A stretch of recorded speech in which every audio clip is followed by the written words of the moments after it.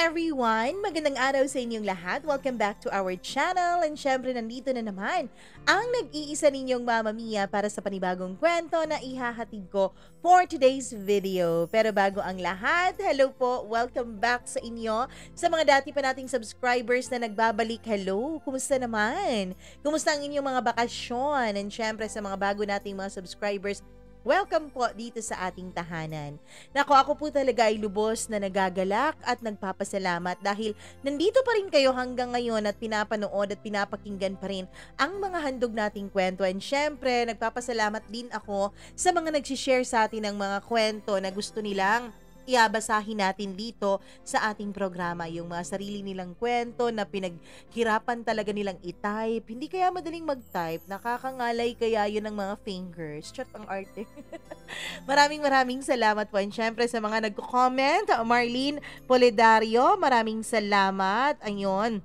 New listener daw natin ng kanyang asawa, ang kanyang man of his life, man of her life. Maraming salamat. Sir Reynaldo de Vera, thank you so much. Kahit nakabakasyon daw siya, relaxing at hotel and casino resort. Sana all. Sana all talaga. Nako, enjoy po. Hi naman kay Jelay Sevelia, maraming salamat. Hello rin kay Sally Buma. Saida Tombi, maraming salamat Saida. Hello din kay Gerald Rebenito. Hi din kay Maria Elena Abe. Rosana Crisostomo, maraming salamat. Florence Gallego. Atel from Cavite, thank you so much Atel. Hi din kay Lizzie Locapa, maraming salamat sa iyo kahit hindi ka masyadong nakakapag-comment pero nanonood ka pa rin. Okay lang yun, importante nanonood, di ba? Tapos, importante din, hindi nag-skip ng ads. Charot. Demanding si Mami. Hi naman kay Marilu Basmayor. Hi din kay Bename. Maraming salamat. Marilu Sabalye. Daming Marilu Hi kay Merchie Vlog Bukalig. Magandang araw din sa'yo. Hello naman from Kuwait na laging nakikinig watching while working. Maraming salamat sa user UB1HW. Wala ka po kasing pangalan, kaya yun na lang ang babasahin ko. Gimaras Girl, thank you so much. Axel, maraming salamat sa iyo. Axeliana, maraming thank you all the way from Kuwait. Lance Nathan, maraming salamat sa pagbabasa. Hello naman kay Norhata Beda. Ano ba? Hindi na kayo. Sabi ni Lance, hindi kaya yun na naulit. Oo, iba kaya yun. Elizabeth Lagunday. Hi kay Angel. Maraming salamat. Veron Amparo. Riza. Hi din kay Leo Martin Muhar. Chazi Chay. Kuya Enteng, hello. Hi naman kay Irene May Giganto from the island of Cebu. Maraming salamat po sa lagi ninyong pakikinig sa atin at sa hindi ninyo pagsasawang suportahan itong ating channel. Hi naman din kay Josephine Mapalad. Ayun, kakauwi lang daw niya ng Pinas. Hello po sa iyo. Maraming salamat. Mary Grace Santiago, thank you so much sa pakikinig. Judith McGovern, Abigail Tenorio. Kung nagtataka po kayo, bakit nitong pa lang, nag-comment ako mga 4-5 days ago, bakit ngayon lang nabasa? Kasi po, meron po tayong tinatawag na advanced recording. Ganun po yun, oo. Kasi may paminsan-minsan kapag meron tayong mga free time, nire-record na natin yung mga kwento na meron tayo dito sa ating email address kasi may mga pagkakataon din na nabibisi tayo kaya hindi tayo nakakapag-record. So, kapag ganun, walang upload. So, kapag may free time, may vacant time, so sinusulit na natin, ina-upload na natin o nire-record na natin lahat ng mga pwede nating ma-record, 'di ba? Para naman maiwasan yung mga pagkakataon na or mabawasan yung mga pagkakataon na hindi tayo makapag-upload. Ganun lang yon. Anyways, wag tayong magtagal. Eto na po ang ating paboritong programa, syempre, ang inyong Dear Mama Mia.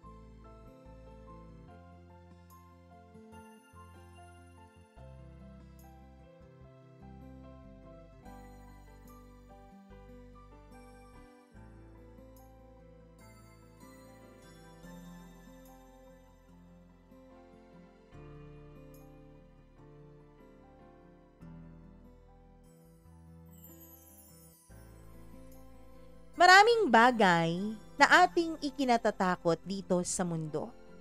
Isa sa pinaka nakakatakot na siguro ay yung mawalan ka ng mga mahal sa buhay. Yung feeling mo hindi ka nabuo dahil may missing piece ka na. Dear Mama Mia, magandang araw po sa inyong lahat. Isa po ako sa mga avid listeners niyo. Kayo lang ang pinapakinggan ko everyday sa YouTube habang nagtatrabaho ako. Naging libangan ko na po ang story na ina-upload nyo sa inyong channel everyday. If wala po kayong bagong upload, yung mga luma nyo pong uploads ang binabalikan ko. Halos lahat siguro ng mga kwentong ina-upload nyo, Mama Mia, ay napakinggan ko na. Isa nga po pala akong OFW dito sa Saudi Arabia bilang isang office staff ng isang agency. Itago niyo na lamang ako sa pangalang Zainab, 30 years old at laking probinsya. Dahil medyo confidential po ang story ko, Mama Mia, kaya as much as possible ay iniiwasan ko talaga ang mga possible identification sa mga taong involved dito, lalong-lalo na ang sarili ko. Ako po ay isang batang laki sa mahirap na pamilya. Masasabi kong mahirap kasi nung bata pa ako ay napasok na ako sa eskwela na mais lang ang baon ko. Minsan pa nga ay talbos lang ng kamote ang aming hapunan. Pag minamalas pa ay natutulog kami nang walang kalaman-laman ang aming tiyan o ang aming sikmura. Oo, Mama Mia, yan po ang buhay ng pamilya ko sa probinsya. Yan ang buhay na aking nakagisnan. Ako po ay laki sa mahirap na pamilya. Masasabi kong mahirap talaga ang buhay namin, Mama Mia. Noong bata po kasi ako, base sa natatandaan ko, ay naghiwalay ng maaga ang aking mama at papa. Lumaki kaming magkakapatid sa lolo at lola namin. At dahil nga mulat sa kahirapan ng mga kapatid ko at mga kapatid din ng mga magulang ko, kaya kahit bata pa lang sila nung panahon na yun ay marunong na po silang maghanap buhay. Siya nga po pala, Mama Mia, 6 po pala kaming magkakapatid. 4 na kapatid na lalaki ang meron ako at 1 kapatid na babae. 2 lang kaming babae sa magkakapatid. After ng mahabang hiwalayan ng aking mga magulang, ay nagkabalikan din sila nung 6 years old na ako. At doon na nga kami umalis at lumisan doon sa aming probinsya. Lumipat kami sa city noong year 2000 at doon ay nagsimulang muli ang mga magulang ko bilang aming mga magulang at mag-asawa at magkatuwang sa buhay. Pero hindi tulad ng inaakala ng iba, masasabi ko pong nananatili pa rin kaming mahirap after naming lumipat sa syudad. Ang akala kasi, Mama Mia, ng mga taga-probinsya na kapag ikaw ay galing doon at nakalipat ka sa syudad, ay magaan na at maganda na ang pamumuhay mo. Pero hindi po ganon ang nangyari sa pamilya ko. Sa syudad, Mama Mia, doon ko po naranasan na mga lakal ng mga dyaryo't bote at syempre mangisda. Meron ding naguuling kami at iba pang mga trabaho na kung tutuusin ay hindi naman normal na ginagawa ng mga batang katulad ko. Nag-aaral pa rin naman po ako dun sa city. Pero dahil nga po sa hirap ng buhay at ang lola ko nung mga panahon na yon ay matanda na, ay napalipat-lipat po ako sa city and sa probinsya. Kaya po minsan, Mama Mia, natitigil na lang po ako sa aking pag-aaral dahil hirap din ako sa paglipat-lipat ko ng paaralan. Dami-daming mga pagsubok at dami-dami naming pinagdaanan. Noon pong ako'y nasa probinsya ay doon ko po naranasan ang pang-aabuso. Pang-aabusong hindi dapat dinadanas ng mga kabataang katulad ko. Kasi di ba dapat kapag bata ka, masaya lang ang buhay? Kapag bata ka, dapat naglalaro ka lang? Kapag bata ka, dapat wala kang pinoproblema, kundi kung anong laro at anong oras ka matutulog. Mama Mia, ang pang-aabusong nangyari sa akin sa probinsya ay hindi po sa loob ng bahay ng lola ko, kundi sa bahay na nakapaligid dito. Opo, Mama Mia, sa bahay ng aming kamag-anak. Masakit man po pero kailangan kong balikan ang pangyayaring ito para mailahad ko sa inyo ng maayos ang naging kwento ng buhay ko. Tandang-tanda ko pa noon. Hinding-hindi ko makakalimutan ang bangungot na yon sa aking buhay. 8 taong gulang pa lamang ako, Mama Mia, nung una po akong abusuhin ng tiyuhin ko. Natulog po kasi ako sa bahay nila noon kasi yung lola ko ay hindi makakauwi sa bahay. At dahil may anak naman na babae ang tiyuhin ko, kaya po sa kanila po ako nakitulog. Wala pong asawa ang tiyuhin ko. At yung mga anak niya, Mama Mia, ay babae. Kaya naman, tiwala din ako, tsaka pinsan naman namin sila. Tsaka sino ba naman ang mag-aakalang magagawa niya yon sa sarili niyang pamangkin? Sino ba naman ang batang mag-iisip ng masama sa kanyang tiyuhin, hindi ba, Mama Mia? Pero, tandang-tanda ko, habang natutulog ako noon, Mama Mia, may kung anong gumagapang sa aking paa. Hindi lamang yon, may kung anong humahalik sa akin. Nagising ako noon at muntik na akong mapasigaw. Muntik na akong magilaslas sa aking mga nasaksihan. Ang tiyuhin ko po ay malademonyo na nasa harapan ko habang nagpapakasasa ang mga kamay niya sa paghaplos ng katawan ko. Nakangisi siya, Mama Mia, na para bang nakakatakot. Sinenyasan niya ako noon na huwag akong maingay.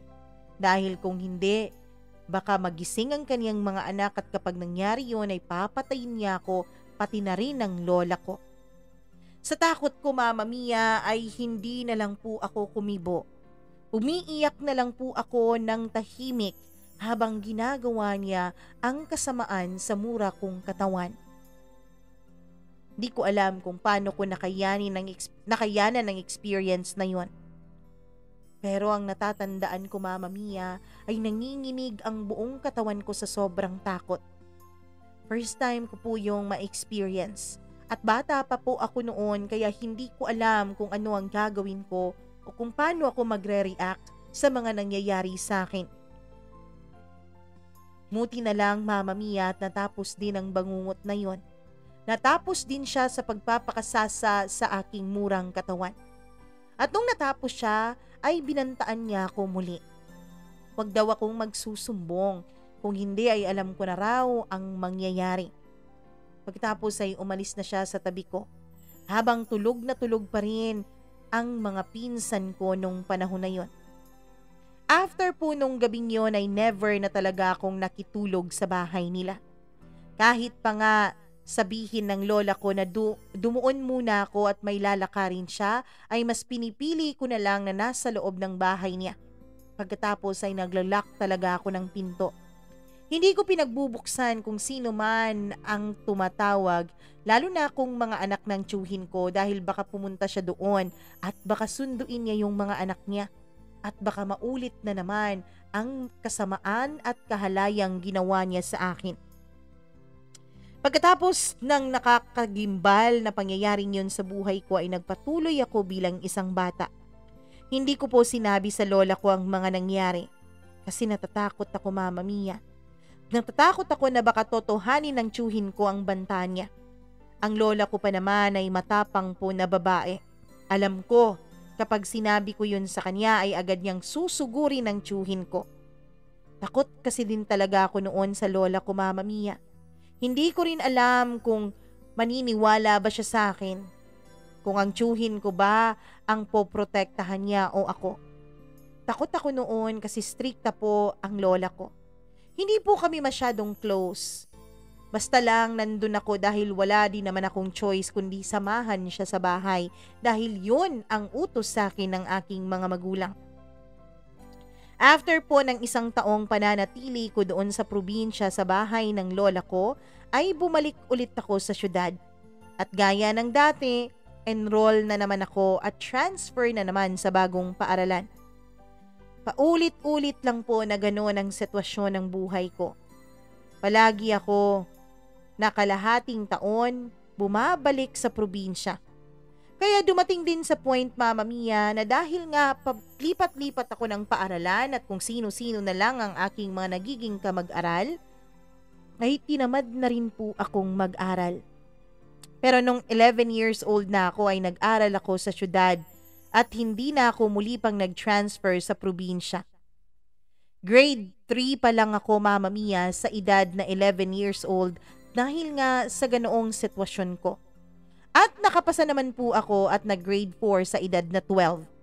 Ganun pa din, marami pa rin akong absent kasi paminsan-minsan ay need po naming tumulong sa pang-araw-araw naming pakikibaka sa buhay para lang may makain, para lang may pagkaing mailagay sa mesa, para lang mapunan ang kumakalam naming tiyan. Ganun po ang buhay namin, Mama Mia. At doon ko nga po nakilala ang kapitbahay namin na itago natin sa pangalang Kuya Ronald. Sa totoo lang, Mama Mia, hindi naman po sa pagtatanggol ko ng sarili ko. Pero totoo po na pagkulang ka sa kaalaman ay hindi mo po malalaman kung normal ba o hindi ang isang bagay na ginagawa sa'yo ng isang tao.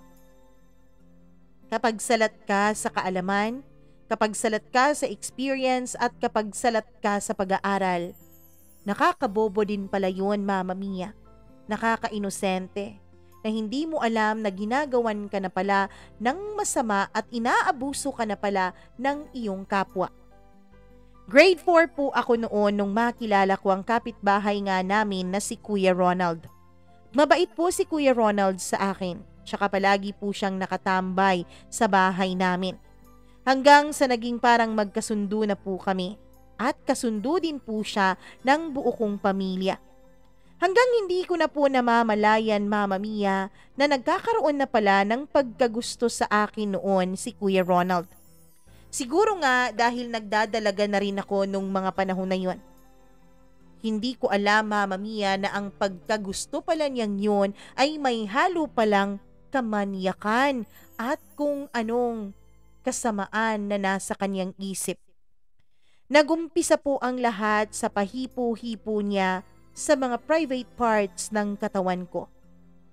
Tapos, Mama Mia, para bang inaaliw niya ako sa mga binibigay niya sa akin. Para bang ganahan ako at hindi ako magsumbong at hayaan ko lang siya sa mga ginagawa niya, ay binibigyan niya ako ng malaking baon sa school. Minsan nga, Mama Mia, umaabot pa yon ng 100 pesos per day. Sa panahon namin noon ay malaki na po ang 100 pesos. Marami na po akong nabibili noon sa school nung mga panahon na yon. Kasi sa totoo lang, Mama Mia, pumapasok po ako, maging yung mga kapatid ko, nang walang kahit na anong baon sa school. Minsan nga, nakakatitig na lamang ako sa mga kaklase ko na 20 pesos yung baon, tapos may pa-sandwich pa sila. Even yung bag ko, Mama Mia, ay hindi po normal na bag. Hindi po yung bag na maipagmamalaki mo sa mga kaklase mo. Puro bigay lamang ang mga bags na meron ako nung mga taong may awa sa amin. Mga pinaglumaan, yung minsan nga yung iba ay may mga butas na kami na lang daw ang tumahi. Kaya po nung magsimula ngang bigyan ako ng pera ni Kuya Ronald ng ganong kalaking baon, ay natutuwa po ako. Syempre, Mama Mia, ayoko rin napigilan siya sa kanyang ginagawa noon dahil baka matigil din ang pagbibigay niya sa akin ng baon. Hanggang sa naging normal na sa akin ang mga bagay na ginagawa niya sa aking katawan. Hipo lang naman. Pero Mama Mia, dumating din sa punto na minsan ay humahalik na rin siya sa pribado kong parte ng aking katawan. kapalit ng pagbibigay niya sa akin ng pera. Pero aaminin ko, Mama Mia, hindi po ako magpapaipokrita. Alam ko po na mayroong iba dyan sa inyo na manghuhusga sa susunod kong sasabihin. Pero siguro, Mama Mia, normal lang naman yun na maramdaman lalo pat ginagalaw ang pribadong parte ng ating katawan. Doon ko kasi nalaman, Mama Mia, na masarap pala sa pakiramdam kapag ginagawa sa iyo ang bagay na yon. Kapag hinahalikan ng pinakapribadong parte ng katawan ng isang babae. Hanggang sa isang araw ay nagkayayaan kami sa isang isla kasama syempre si Kuya Ronald at sa iba pang mga taga roon sa amin. Mama Mia, dahil marami kami doon at isla naman yun, ay nag-attempt din po si Kuya Ronald na galawin na ako ng totoo. 12 years old po ako nung mga panahon na yun. Tandang-tanda ko pa. Hinding-hindi ko malilimutan ang pagkakataon na yun. Naglalakad kami sa may tabing dagat sa isang isla bilang normal na mga bata. Sabi ko, iihi lamang ako at pumunta ako dun sa may parteng may damuhan at medyo nakatago naman nun. Pero ang hindi ko alam, Mama Mia, ay sinundan pala ako ni Kuya Ronald. Kuya, bakit ka nandito? Iihi lang naman ako tsaka babalik din naman ako doon, sabi ko. Pero ang sagot niya ay papanoorin lamang daw niya ako. Ang gusto niya raw, Mama Mia, ay masiguradong ligtas akong umiihi doon. Wala na rin akong nagawa kundi hinayaan ko siya. After kong umihi ay itataas ko na sana ang short ko nang bigla siyang lumapit sa akin. Mama Mia, bigla niya akong parang itinulak sa isang mas madamong bahagi pa ng lugar na yon. At doon nga siya nag-umpisang subukin o sumubok na gawin ako, tulad ng mga ginagawa niya sa akin. Para sa akin kasi ay normal na yun na nangyayari, kaya hinayaan ko na siya. At nang makaalis na kami sa lugar na yun, Mama Mia, ay doon ko nalaman na hindi lang pala yun basta yung mga normal niyang ginagawa sa akin na hinihipuan niya ako, na hinahalikan niya ang pribado kong parte ng aking katawan at parang nililips to lips niya yon. Ang hindi ko alam ay susubukan na pala niyang ipasok ang kaniyang pagkalalaki sa akin. At dahil nga sa kabataan ko at kahit papaano naman, Mama Mia, kahit na inabuso naman ako noon ng tiyuhin ko, ay wala pa rin naman akong kaalam-alam tungkol sa bagay na yon. Tungkol sa sex. Dahil ang pang-aabuso naman sa akin ng tiyuhin ko noon ay hinahawak-hawakan at hinahalik-halikan lang naman niya ang katawan ko at hindi niya po tuluyang ipinasok ang kaniyang pagkalalaki sa akin. So ibig sabihin, birhin pa rin ako sa mga pagkakataon na yon. Kaya hindi kinaya ng aking pagkababae nung sinubukan nga ni Kuya Ronald na ipasok ang kaniyang sandata. At isa pa po, Mama Mia, may kalakihan din po ang sandata noon na dinadala ni Kuya Ronald. And to cut the long story short, ay hindi naman talaga natuloy yun. Kasi nga, napakasikip pa. Nahihirapan din siya at natatakot din siya, Mama Mia, na baka mahuli kami. Pero makailang ulit din siyang nag-try. Makailang ulit din niyang sinubukan pero masakit talaga at hindi talaga nakakapasok. After nun, Mama Mia, nakatapos na nga ako ng grade 4. Nagdesisyon na rin po ako na magtrabaho bilang isang kasambahay. At simula nga nung araw na yun na pumasok ako bilang isang kasambahay, ay hindi na rin po kami nagkikita ni Kuya Ronald. Kasi siya, Mama Mia, ay nagkaroon na rin ng trabaho sa medyo malayong lugar mula sa amin. At ako rin naman, Mama Mia, ay stay-in po sa bahay ng amo ko. Doon na nga po ako nagdalaga. Sa edad na 13 years old, Mama Mia, doon po ako nag-umpisang datnan ng aking regular na buwan ng dalaw. And after 2 years nga po mula nung magtrabaho ako bilang isang kasambahay, ay umuwi ako sa amin dahil sa isang masamang balita na dumating sa akin. Namatay na po ang lola ko at ang papa ko naman ay 50-50 dahil nakakain po ito ng poisonous crab o yung alimango na meron pong lason, Mama Mia. Pumunta po ako dali-dali sa ospital para makita ang papa ko. Pero ang sabi ng doktor ay baka hindi na raw makarecover pa ang papa ko.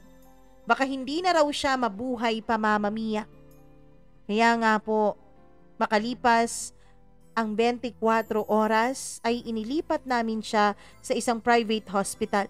Dahil ang sabi ng doktor doon na tumitingin sa kanya sa pampublikong ospital, Mama Mia, ay hindi daw po kumpleto ang mga gamit nila doon. Mas malaki daw ang tsansa ng papa ko na makasurvive sa poisoning niya kung sa pribadong ospital namin siya dalhin. Mama Mia, kahit po nung time na yon ay wala kaming kaalam-alam kung saan kami kukuha ng perang ipambabayad sa ospital, ay hindi pa rin po kami nag-aalinlangan na dalhin sa pribadong ospital ang papa ko. Dahil nga po mas importante sa amin ang buhay niya. Tsaka na namin po problemahin ang pera kapag nasa maayos na siyang kalagayan. Pagkadala nga po namin sa papa ko sa private hospital ay agad po siyang inilagay sa ICU o intensive care unit at dineklara po siyang comatose ng mga doktor. After po noon, sa last day ng lamay ng lola ko, Mama Mia, doon ko po nakita ulit si Kuya Ronald. Pinag-drive niya po kami papunta sa probinsya para sa huling lamay ng lola ko. Ang kabaong niya ay gawa lamang sa plywood na pininturahan. Kasi walang-wala talaga kami nung mga panahon na yun, Mama Mia. Yung kabaong nga niya ay donasyon lang ng barangay namin. Na para bang hindi yun kabaong kung tutuusin. Pero wala naman kaming magagawa. Wala naman kaming pambili ng medyo maganda-gandang kabaong. Kaya pinagkakasya na lang namin kung anong meron. After nun, Mama Mia, kinabukasan ay inilibing na nga ang lola ko. After ng kanyang libing, ay bumalik na kami sa syudad para naman asikasuhin ang tatay namin na hinihiling namin na sana may pag-asa pang mabuhay at bumalik ito sa normal. At dahil nga nagkita na naman kami ulit ni Kuya Ronald, ay doon na naman nag-umpisa ulit ang mga bagay na nangyayari na dati. Mama Mia, dahil nasa ospital po ako nakatira noon, sa tagal ng papa ko sa ospital ay dumadalaw-dalaw po doon si Kuya Ronald. At doon nga po ay inaabutan niya ako ng pera. Pero that time po ay walang kahit na anong nagaganap kasi nga nasa loob naman ako ng ospital nagstay. 2 weeks po palang comatose ang papa ko. After noon, nagstay pa po kami ng 1 buwan at kalahati sa loob ng ospital para po sa obserbasyon ng mga doktor sa kanya. Sa awa naman ng Diyos, Mama Mia, ay nailigtas naman po ng doktor ang buhay ng aming ama. At nabuhay po ang papa namin. Yung gastos po sa ospital ay masasabi ko pong malaki-laki talaga. At doon nga po na ko napatunayan, Mama Mia. Doon ko napatunayan na sa oras pala ng kagibitan ay hinding-hindi mo maaasahan ng mga kamag-anak mo. Ang mga taong hindi mo pa kaano-ano, yun pa ang mga willing tumulong sa'yo. Mama Mia, kung saan-saan po kami nangutang, buti na lang po at merong mga taong may mabubuting puso na kahit alam nilang medyo mahirap kami o hirap kami sa pagbabayad ay hindi pa rin sila nag-atubiling pautangin kami para mailabas namin sa ospital ang aming ama. At after nga po ma-discharge ang papa ko sa ospital ay hindi na ako muli pang bumalik sa amo ko. Hindi na ako bumulik pa sa pagiging kasambahay. Nagstay na lang po ako sa lugar namin pero sumasideline po ako noon sa Lazada. At doon nga po kinausap ako ni Kuya Ronald na maglabada. Sumasideline po ako ng labada. At doon nga po kinausap ako ni Kuya Ronald na maglabada para sa kanya. Kasi binata pa rin siya nung mga panahon na yun, Mama Mia. At ayaw na ayaw daw niya ang mga gawaing bahay, kaya pinakiusapan niya ako na ako na lang ang gagawa noon kapalit ng isusweldo niya sa akin. At talaga namang napakagalante po ni Kuya Ronald kung magbayad. Isang araw po ay kumuha ako ng damit na lalabhan ko sa bahay nila. Mama Mia, hindi ko po pala nasasabi sa inyo na si Kuya Ronald ay walang mama. Tanging papa lang niya ang kasama niya sa loob ng kanilang bahay. At noon nga pong time na yon, Mama Mia, ay kumukuha ako ng mga labahin. Umaga nung mga panahon na yon. Nataon naman na mag-isa lang siya sa bahay nila at yung papa niya ay may trabaho. At noon nga po, Mama Mia, naulit na naman ang dati. Hinalikan na naman niya ako. This time, 14 years old na ako nung mga panahon na yon. Tapos hinalikan na rin niya ako noon, Mama Mia. Kakaibang mga halik yun. Natatandaan ko pa naman kung paano niya ako halikan nung 12 years old pa lamang ako, pero sa ngayon ay parang mas mapusok at parang mas eksperto na ang mga labi niya at ang kanyang mga kamay. Mama Mia, hinalikan din niya ang mga dibdib ko na bagong sibol pa lamang. Mula sa dibdib ko ay pababa ng pababa ang kaniyang halik hanggang sa baba ko. Mainit po ang mga haplos at himas niya sa aking katawan. Hanggang sa namalayan ko na lang na hinuhubad na niya paunti-unti ang mga damit na suot ko noon. At dun ko naramdaman, Mama Mia, nang bigla siyang tumigil ay may inilagay siya sa kaniyang pagkalalaki. Alam ko, Mama Mia, na baby oil po yun. At doon nga ay nilagyan niya din ng aking pagkababae at nagpatuloy siya sa paghalik sa aking katawan. Hanggang sa bigla ko na lang maramdaman ang matigas na bagay na pumasok sa pagkababae ko. Masakit po yun, Mama Mia. Masakit na masakit. Hindi tulad nung 12 pa lang ako na hindi pumasok. This time ay nagtagumpay talaga siyang maipasok ang bagay na yun sa loob ng katawan ko. At doon nga, Mama Mia, ay may lumabas na dugo mula sa akin. Mahapdi na masakit na hindi ko maintindihan ang nararamdaman ko sa pagitan ng mga hita ko. At after nga niyang maisakatuparan ng kagustuhan niya, ay binigyan niya ako ng 1,000 pesos. Para namang naibsan kahit papano ang sakit na naramdaman ko sa pagkababae ko. Natuwa ako nung makita ko ang 1,000 peso bill na yun, Mama Mia. Sobrang saya ko na hindi ko naramdaman, Mama Mia, ang masakit na pinaranas niya sa akin kani-kanina lamang. Sobrang saya ng naramdaman ko, hindi po dahil sa sex na pinaranas niya sa akin, kundi dahil sa malaking perang ibinigay niya sa akin na maibibigay ko naman sa mama ko. After po noon ay nagpaulit-ulit na po kaming dalawa. Hanggang sa, Mama Mia, aaminin ko na unti-unti ko na ring na-enjoy ang ginagawa niya sa katawan ko. Unti-unti ko na ring nararamdaman na nasasarapan na rin ako sa pakikipagtalik niya sa akin. Tapos noon, hanggang sa paulit-ulit na niyong gawin sa akin. Kinalaunan, Mama Mia, ay nagdesisyon po akong magtrabaho sa isang karinderya.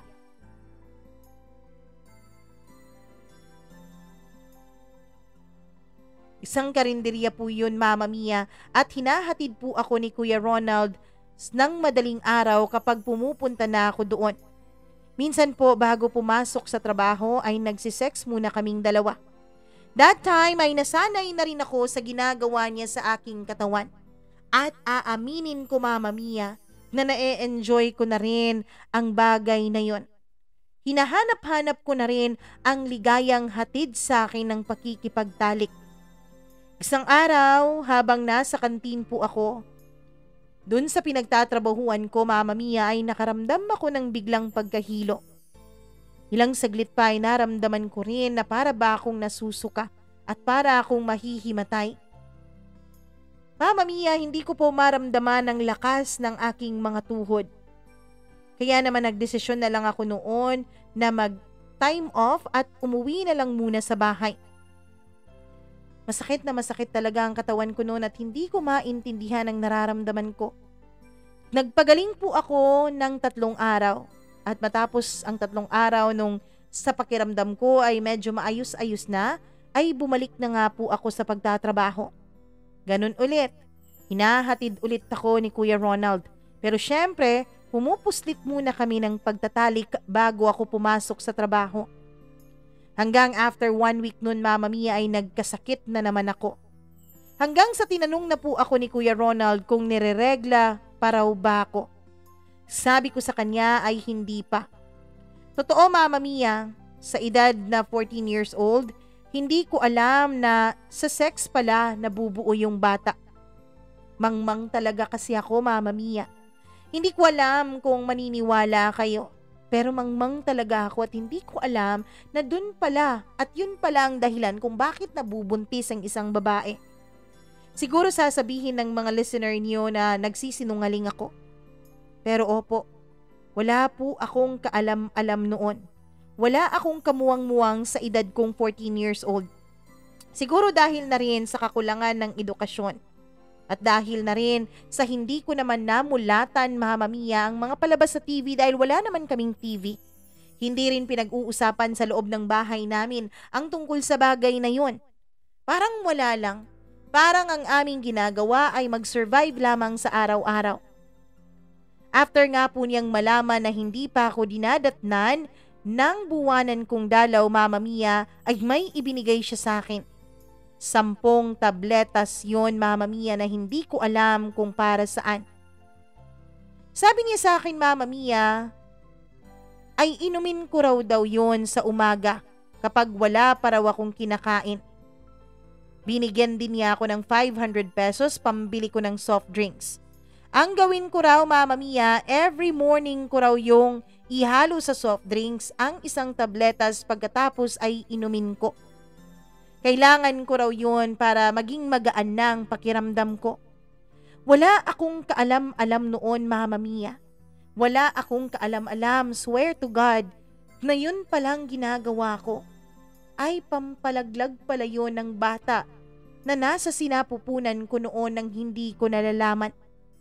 Sinusunod ko lamang noon ang mga sinasabi ni Kuya Ronald. Sinusunod ko lamang ang mga ibinibilin niya sa akin. Kaso nga lang po, nung 2 na lang ang tabletas na natitira sa akin, ay nakita po ng kuya ko ang gamot na yon. Tulog po ako nung mga panahon na yon at nasa bulsa ko yung gamot. Hindi ko po alam na nahulog na pala yon sa may banig ko at aksidente ngang nasilayan at nakita ng kuya ko. Ginising niya ako noon, na galit siya sa akin. Zainab, gumising ka. Ano to, ha? Ano tong nahulog mula sa bulsa mo? Galit na galit ang boses niya. Vitamins po, kuya. Vitamins? Sinong nagbigay nito sa'yo, ha? Sinong nagbigay nito? Mama Mia, first time ko pong nakitang nagalit sa akin ng kuya ko kaya natakot talaga ako. Wala na akong naging choice noon kundi sabihin sa kanyang totoo. At after nga po noon ay bumili ng pregnancy test kit ang ate ko sa utos na rin ng kuya ko. At positibo nga, Mama Mia. Positibong buntis ako. At doon nga po ay wala na akong naging choice kundi aminin sa mga kapatid ko ang totoong nangyayari sa akin. Pati na rin si Kuya Ronald ay wala nang naging choice kundi umamin sa mga namamagitan sa amin. Tapos po ng pag-amin noon, Mama Mia, 3 araw lamang ay sumakit naman ang puson ko. Pakiramdam ko ay parang may nahuhulog sa may tiyan ko, Mama Mia. Pinatawag ko ang mama ko. Pagkatapos ay nagmamadali naman siyang tinawag ang sikat na kumadrona dun sa lugar namin. Tiningnan po ang baby ko na noon ay magda2 buwan pa lang. Mama Mia, muntik na raw malaglag ang anak ko. Buti na lang daw po at naabutan ako ng kumadrona at naagapan pa ng hilot ang sitwasyon ko at ang sitwasyon ng dinadala ko. Mama Mia, galit na galit ang mga kapatid ko noon pati na rin ang mama ko. Pero ang sabi naman ni Ronald ay pananagutan niya ako. Kaya doon nga po ay nagsama na kami sa iisang bahay. At masaya naman po siya at ramdam ko din po na may pagmamahal din naman siya sa akin. Mama Mia, 14 pa lang ako nung mabuntis nga ako ni Kuya Ronald na ngayon ay asawa ko na. Siya naman po, Mama Mia, ay 32 years old pa lamang noon. At ayun nga po, nagsama kami sa iisang bubong. Doon ko na nga nakilala ng lubusan si Ronald. Mabait po siyang tao. Siya po yung tipo ng tao na sapat na yung may pagkain sa ngayon. Mama Mia, siya po yung tipo ng tao na hindi lang po iniisip yung kinabukasan. In short, medyo hindi siya masikap. Medyo may pagkatamad siya. Kapag may kinita na siya para sa araw na ito, ay hindi na po siya mag-e-effort pa para kumita para sa susunod na araw. At nung manganak na nga po ako sa anak namin ay doon na nag-umpisa ang mas lalong mahirap na buhay para sa akin. Kasi Mama Mia, naging sobrang sakitin po ang anak naming dalawa ni Ronald. Siguro nga po, resulta na yon ng mga ginawa ko sa kanya noon.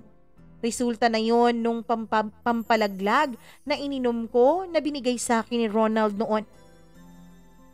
Naaalala ko pa, noon ang anak ko ay 9 months old pa lamang ay naospital na po siya. At tandang-tanda ko pa na nasa private hospital namin siya dinala sa dahilang emergency po yun.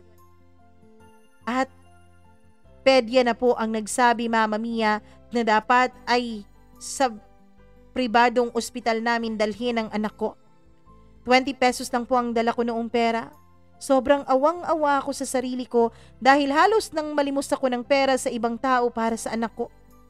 Sa awa naman ng Diyos ay nailabas naman ang anak ko at tuloy-tuloy naman ang gamutan niya. After 2 years po, Mama Mia, ay nagbuntis pong muli ako sa pangalawa kong anak. Isang lalaki ang isinilang ko. Tanda ko pa noon, 1 week before ako manganak, 1 week ako before mag-18, Mama Mia, ay pinanganak ko ang pangalawa kong anak. Sa awa naman ng Diyos ay malusog ito at hindi katulad ng atin niya na sakitin. Pero may isang aksidente pong nagpabago sa anak ko na lalaki. Habang nag-aaral po siya noon na lumakad, Mama Mia, ay nauntog po siya sa may baba niya.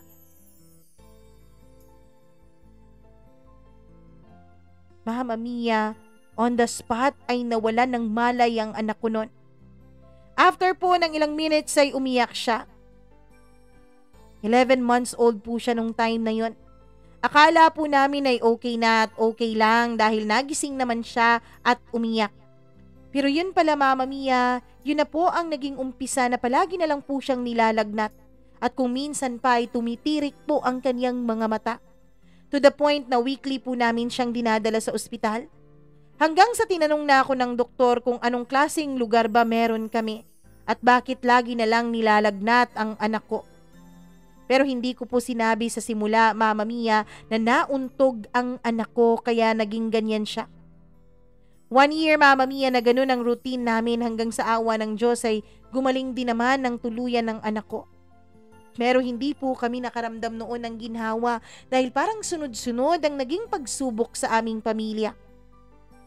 After noon, nung mag 2 years old na po ang bunso ko, ay nagdesisyon na po akong magtrabaho ulit. Mahirap magtrabaho, Mama Mia. Mahirap humanap ng trabaho, lalo pat grade 4 lang naman ang natapos ko, Mama Mia. Wala akong magawa kundi magtiis at tanggapin ang napakababang sweldo at pasahod. Tapos, Mama Mia, commission-based pa talaga yon. Pagalingan na mag-sales talk. Buti na lang at natanggap nga ako noon kahit na grade 4 lang ang tinapos ko. Doon nga po ako nagtrabaho ng 2 taon. After 2 taon ay nabuntis na naman ako, Mama Mia.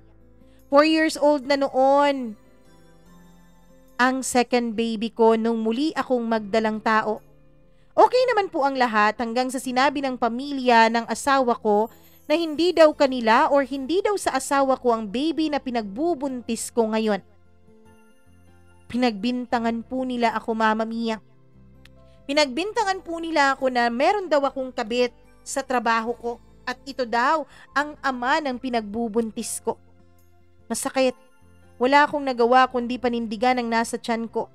Tumayo ako sa sarili kong mga paa to the point na sinasabihan pa ako ng pamilya ni Ronald ng mga masasakit na salita na kesyo makati daw ako, kesyo pokpok daw ako at ginagamit ko raw ang katawan ko para makapagbenta at kung ano-ano pa.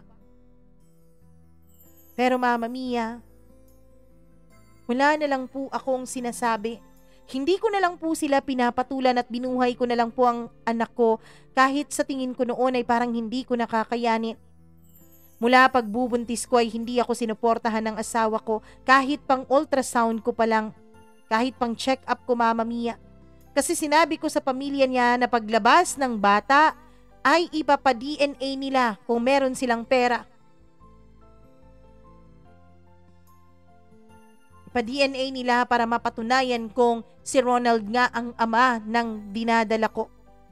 Ang totoo niyan, Mama Mia, kaya rin siguro medyo lumaking batugan itong si Ronald ay dahil po may kaya po ang kanyang pamilya.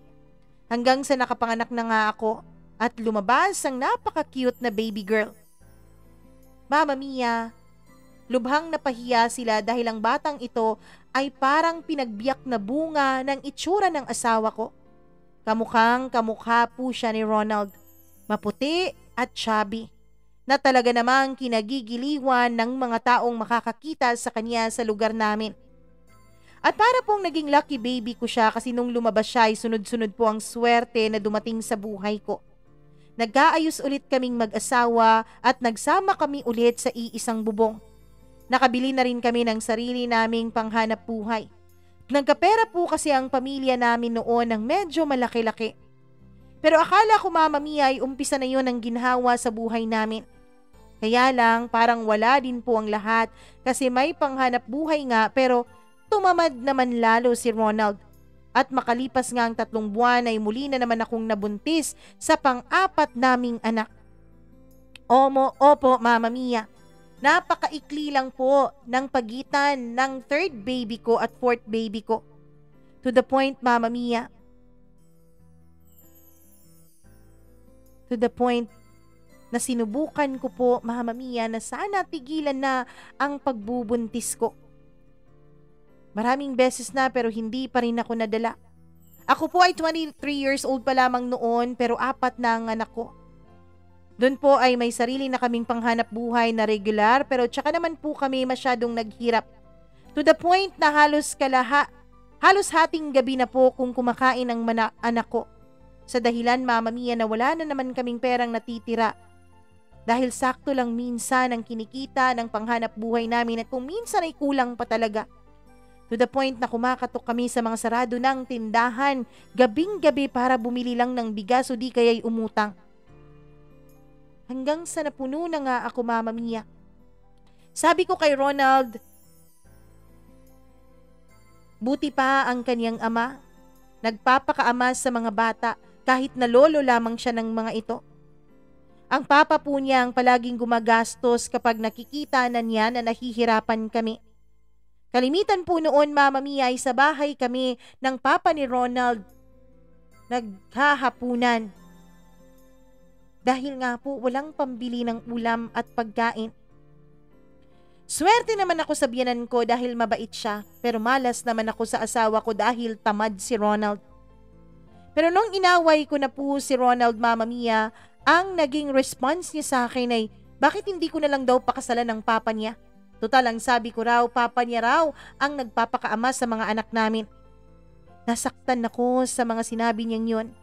Hindi ko po pala nabanggit sa iyo, Mama Mia, na kinasal po pala kaming dalawa ni Ronald nung ako ay 18 years old sa West. Sa sobrang galit ko noon, ay nakagawa ako ng isang desisyon, Mama Mia. Hindi na ako kumonsulta sa kanya sa desisyon kong yun.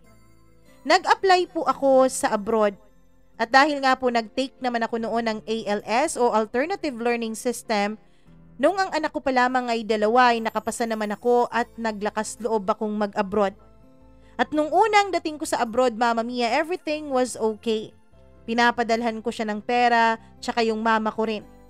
Nung una ay naging okay naman kay Ronald na binibigyan ko rin ng mga magulang ko kahit konti mula sa sahod ko. Nagpundar po ako ng sariling motor at may franchise din po ako ng isang mga kakanin, Mama Mia. 1 month pa lang po ako noon sa abroad kasi ang plano ko 2 years lang talaga ang igugugol ko doon. Ang plano ko, Mama Mia, ay mag-ipon at magtayo talaga ng sariling negosyo para nang sa ganun ay hindi na ako mapalayo pa sa mag-aama ko. Hanggang dumating nga po ang pandemic at dito ay natigil na naman si Ronald sa kanyang trabaho kasi wala din namang kinikita ang mga kumpanya. Kaya tinanggal sila sa trabaho nila noon. ECQ po iyon, Mama Mia. After po noon ay ako lang po ang sumuporta sa lahat-lahat. Pati sa gastos nila, kuryente, tubig, pagkain, lahat-lahat, Mama Mia, ako po. Kasi nga, walang trabaho noon si Ronald. Okay naman po ang lahat. May panghanap buhay na maayos at konti na lang ay matatapos na rin ang kontrata ko. Mama Mia, isang napakalaking kasalanan ang ginawa ni Ronald sa akin. Bigla na lamang niyang ibinenta lahat ng mga naipundar ko. Lahat ng meron kami ay ibinenta niya at umalis siya sa lugar namin. Mama Mia, iniwanan niya ang mga anak ko na natutulog pa lang sa loob ng bahay. Ni walang pagkain at ni hindi niya inihabilin ang mga anak ko sa papa niya o sa pamilya ko. Naghintay po ang mga anak ko ng gabi sa pagbalik ng papa nila pero wala pong bumalik na Ronald. Dala niya lahat ng perang kinita niya nang pinagbentahan niya ng lahat ng mga gamit at mga naipundar ko para sa aming negosyo. Mama Mia, galit na galit ako noon. Hindi ko alam pero gustong gusto kong sumigaw noon kaya pinigilan ko lamang dahil nasa trabaho ako. Hanggang sa nagdesisyon na nga akong tuluyan ng makipaghiwalay kay Ronald. Hindi rin naman siya matinong kausap. Hindi rin naman niya sinabi sa akin at wala naman siyang pasintabi sa akin kahit na pera ko halos ang binili ng mga bagay na yon. Para sa akin, Mama Mia, sapat na yung ginawa niya para iwan ko siya ng tuluyan. Hindi ko na siya hinabol pa. Hindi ko na rin hinabol lahat ng mga nadala niya. Na-depress po ako noon to the point na lagi akong umiiyak kahit nagtatrabaho. Kahit na naguhugas ng plato, kahit na naglalakad sa may kalye. Umiiyak ako dahil hindi ko alam kung ano bang nagawa kong kasalanan at ganito kamalas ang dinanas ko sa buhay ko. Opo, Mama Mia, isang kasambahay po ang una kong trabaho sa Saudi Arabia noon at muli po akong bumangon. Inisip ko po ang mga anak ko. Inisip ko po na dapat hindi ako magpatalo sa sungkot at sakit na nararamdaman ko. Inaliw ko ang sarili ko sa pakikipag-usap sa mga lalaking ibang lahi para aliwin lang ang sarili ko, Mama Mia. Ayoko naman noon at wala sa plano ko noon ang ma-in love o wala din sa plano ko noon na magkaroon ng panibagong lalaki sa buhay ko. Hindi ako na-in love noon, Mama Mia. Chat-chat lang at libangan lamang para nang sa ganon ay hindi ako maburyo sa pagtatrabaho ko at hindi ko maisip ang walang kwenta kong asawa. Inaliw ko rin ang sarili ko sa TikTok. Medyo nagiging okay din ako noon sa paglipas ng panahon. Focus na lang ako sa pagiging single mother ko. Bigla, Mama Mia, may isang hindi kilalang account ang nag-chat sa akin. Kinamusta niya ako. Kinamusta niya kung okay daw ba ang amo ko. Sabi ko sa kanya, sino siya at hindi ko siya kilala. Kilala mo ba ako? Oo, kilalang kilala kita. Mama Mia, mula sa computer niya ay pinakita niya ang document ko sa abroad. Natakot ako ng sobra. Sabi ko, sino ba siya? Tinawanan lamang niya ako, Mama Mia. Tapos nag-chat siya ng nag-chat sa akin at napag-alaman ko na isa pala siyang Egyptian. At doon niya inamin, Mama Mia, na handler ko pala siya. Meaning, partner agency pala nila ang agency ko sa Pilipinas. At doon ay inignore ko na siya. At siya din naman, Mama Mia, ay hindi rin masyadong active sa pagchat-chat sa akin. After 1 year na hindi na kami nagkausap, ay muli na naman siyang nagchat. Then mula noon ay nagkaroon na kami ng mutual understanding. Hanggang sa nagka-problema na ako sa amo ko. Mama Mia, tinulungan niya ako. Kinuha niya ako sa amo ko at dinala sa agency niya. Doon ay nakilala ko na siya ng personal. At doon nga ay nagstay ako ng 3 araw. At doon din ay may nangyari sa aming dalawa. Oo, Mama Mia, aaminin kong nagwapuhan agad ako sa kanya nung una kong masilayan ng kaniyang mukha. Gwapo naman talaga siya at napakabait pa. Hanggang sa hindi ko na namalayan na napakalaki at napakatindi pala ng physical attraction namin sa isa't isa. Hanggang sa may nangyari nga sa amin. At sa loob ng 3 arong pananatili ko doon ay pinuno namin yun ng pagmamahalan naming dalawa. Paulit-ulit na may nangyari sa amin. And after 3 days ay bumalik ulit ako sa amo ko, pero kinuha akong muli ng agency at doon ay dinagdagan ng amo ko ang sahod ko. Meron din akong weekly day off, Mama Mia. Doon nga ay nagplano kami ng negosyo sa Pilipinas, isang agency. Pero kasosyo namin ang mismong amo niya. Siya nga pala, Mama Mia, siya ay isang general manager sa agency na yon. Matapos nga po ang kontrata ko sa amo ko at umuwi ako ng Pinas, ay tinupad namin ang pinapangarap naming negosyo. Tinupad namin ang pinapangarap namin na magkaroon kami ng sariling agency. At eto na nga po ako ngayon. Isang staff sa agency na yon, Mama Mia, at dito ako nakabase sa Saudi Arabia. At legal na po ang relationship ko sa boyfriend ko. Legal po kaming lahat sa mga nakakakilala sa amin, sa amo niya. Sa ngayon, Mama Mia, ay nagpapatakbo na rin kami ng ahensya dito sa Pilipinas na sarili na rin namin. Pero isa lang, Mama Mia, isa lang ang problema. Hindi ko po siya pwedeng pakasalan kasi kasal po ako sa una kong asawa. Pero nagpaplano na po akong mag-file ng annulment namin ni Ronald. Sa ngayon po ay ang Egyptian na boyfriend ko ang tumatayong ama sa mga anak ko. Suportado niya po ako sa lahat-lahat. Suportado niya ang lahat ng pag-aaral ng mga anak ko. Lahat, Mama Mia, siya po ang gumagastos. Yung pera ko ay akin lamang. Sinusuporta ko minsan at binibigyan ko ang mga magulang ko pati na rin ang mga kapatid ko. Pero yung mga anak ko, yung pansarili ko at pangkain ko, siya po ang gumagastos. Kahit 50 years old na po siya ay wala po siyang naging anak. Kaya ganun na lamang ang pagmamahal niya sa mga anak ko. Sabi niya, Mama Mia, ay itinuturing niya raw na parang sarili niyang mga anak ang aking mga anak dahil mahal niya raw lahat ng mga mahal ko sa buhay. Bawing-bawi naman ako sa swerte ngayon. Kung dati ay masakit sa akin dahil nasasaktan at nahihirapan ako sa pagsasama namin ni Ronald, feeling ko malas na malas ako, feeling ko pinaparusahan ako. Ngayon naman, Mama Mia, ay bawing-bawi ang grasyang dumarating sa buhay ko. Until now, Mama Mia, nandito pa rin po ako sa Saudi Arabia at namumuhay ng masaya. Kahit alam kong bawal. Kasi nga, Mama Mia, hindi naman kami kasal ng Egyptian kasi kasal pa rin ako kay Ronald, ay maayos pa rin naman ang pagsasama namin. Maayos ding nakakapag-aral ang mga anak ko. Masayang-masaya ako, Mama Mia, kasi nga nararanasan ng mga anak ko ang mga bagay na hindi ko nararanasan noon. Nakakapag-aral sila. Hindi sila tulad ko na lumaking mangmang at walang kaalam-alam. Ngayon nga, Mama Mia, ang panganay ko pong anak ay nasa senior high school na. At ang pangalawa naman ay nasa high school. Mama Mia, masaya po ako.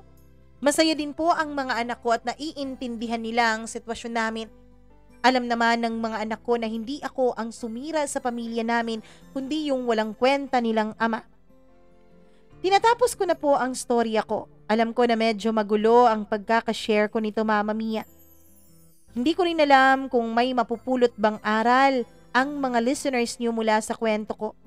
Pero sana din ay may mapulot sila kahit inspirasyon man lamang na kahit gaano kahirap ang buhay, kahit maraming tao pang nang-aabuso sa'yo, tumayo ka lamang at lumaban. At pasasaan ba't magiging maayos din ang lahat? Pasasaan ba't makakakita ka rin at makakatisod ka rin ng swerte mo? Ang masasabi ko po sa mga mami na katulad ko noon na takot humiwalay sa asawa dahil ayaw ng hindi buo ang pamilya. Minsan po, ang pakikipaghiwalay natin sa asawa nating batugan, sa asawang walang alam kundi pahirapan tayo, ay blessing in disguise din pala sa ating buhay. Kapag bumitaw ka sa mga maling tao, kapag bumitaw ka sa mga taong nagpapahirap sa'yo, ay tsaka mo mahahawakan ng mga taong gagabay at magmamahal sa'yo ng totoo. Maraming salamat po, Mama Mia. God bless po sa programa mo. Alam ko, Mama Mia, na nakikita niyo po ang mukha ko ngayon dahil sa email ko. Real name at real email ko po ang ginamit ko sa pagpapadala nitong sulat ko. Secret lamang natin yan, Mama Mia, ha? Nagmamahal, Zainab.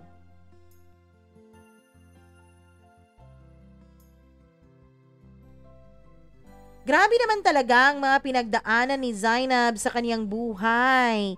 Hindi naman talaga iyon basta-basta pero masaya ako at nahanap mo na ang kapayapaan at kaligayahan, Zainab. Isa lang talaga ang dasal ko. Sana tuluyan mo nang ipawalang bisa ang kasal ninyong dalawa ni Ronald. Tuluyan ka nang mag-file ng annulment para nang sa ganun ay makapagpakasal na kayo ng boyfriend mo ngayon at syempre, 'di ba, maging mas maayos pa ang buhay mo. Ayusin mo ang lahat bago pa, alam mo na, tuluyang mahuli. Alam mo kasi, baka kapag narinig ito ni Ronald o di kaya may makapagsabi sa kanya na ganyan, mayaman na itong si Zainab, may kaya na sa buhay, baka maghabol siya. 'Di ba? Kaya hanggat maaga pa, hanggang ngayon na hindi ka pa niya hinahabol, hindi ka pa niya hinahanap, mag-file ka na please. Para nang sa ganun ay protektahan mo rin ang sarili mo at ang mga anak mo, pati na rin ang relasyon ninyo ng boyfriend mo ngayon. Masaya ako dahil nakahanap ka ng iyong kaligayahan. Naway marami ding na-inspire nitong sulat na pinadala mo dito sa ating programa. Sa lahat ng mga nakikinig ngayon sa kwento ni Zainab, please huwag kayong mag-atubiling i-like and i-share ang kwento na ito. Siyempre, mag-subscribe na rin sa ating channel kung hindi pa kayo nakapag-subscribe. Mag-click na rin ng notification bell para lagi po kayong updated sa tuwing may bago po tayong video na i-upload. At wag mo rin kakalimutan na mag-follow and mag-like sa ating mga social media accounts, Instagram, Threads, TikTok, and Facebook, Mama Mia CDO or Mama Mia Cagayan de Oro. Yung mga kwento nyo po, i-email nyo lamang po, mamamiacdo0317@gmail.com. Ako po ang nag-iisa ninyong Mama Mia. Maraming salamat sa inyong walang sawang pagsuporta. Magandang araw sa inyong lahat.